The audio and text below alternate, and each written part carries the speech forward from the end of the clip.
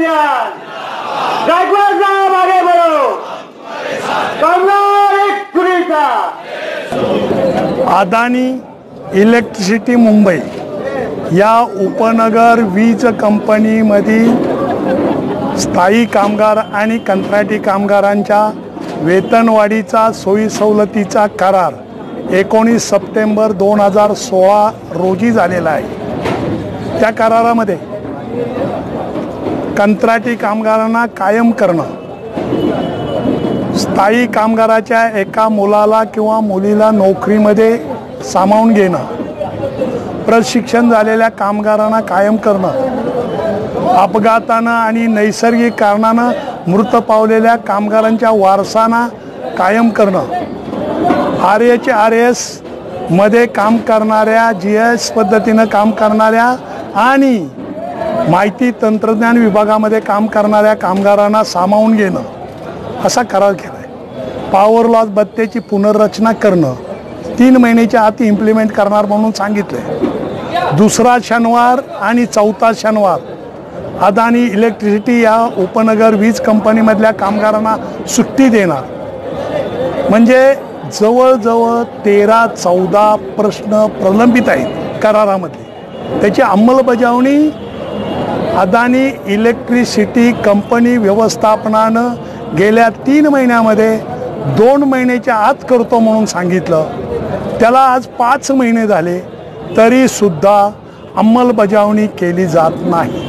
म्हणून आम्ही कामगार आयुक्त कार्यालयावर मोर्चा काढला होता। गेल्या आठवड्यामध्ये जागर आंदोलनाचं आंदोलन छेडलं, व्यवस्थापनाकडे अनेक वेळा पत्रव्यवहार केला, परंतु व्यवस्थापन युनियन समवेत चर्चा करायला तयार नाही, प्रलंबित प्रश्नांची अंमलबजावणी करायला तयार नाही। बिल डिस्ट्रीब्युटर कामगारांना, उपहारगृहामधल्या कामगारांना,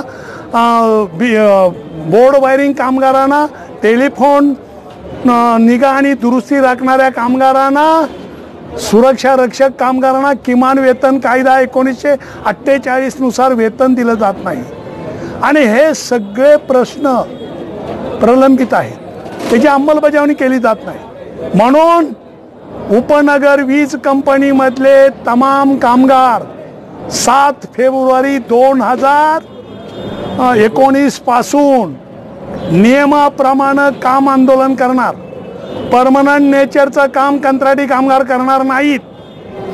परमनंट कामगार स्वतःच्या पदाचंच काम करणार, इतर कामे करणार नाहीत, जादा वेळ कामासाठी थांबणार नाहीत, 8 तास काम करून घरी जाणार आणि त्यामुळं उपनगरामधल्या वीज ग्राहकांना वीज प्रवाह खंडित झाला तर विजय वाचून वंचित राहावं लागणार आहे आणि हे आंदोलन बेमुदत चालणार।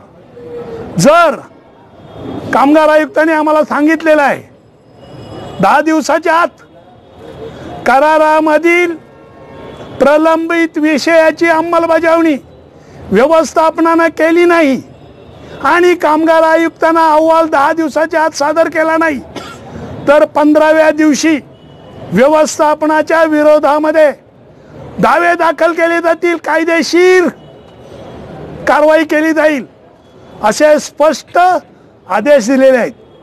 आणि 10 दिवसात जर अहवाल सादर केला नाही अंमलबजावणीचा तर 15व्या दिवशी दावे दाखल केले जातील।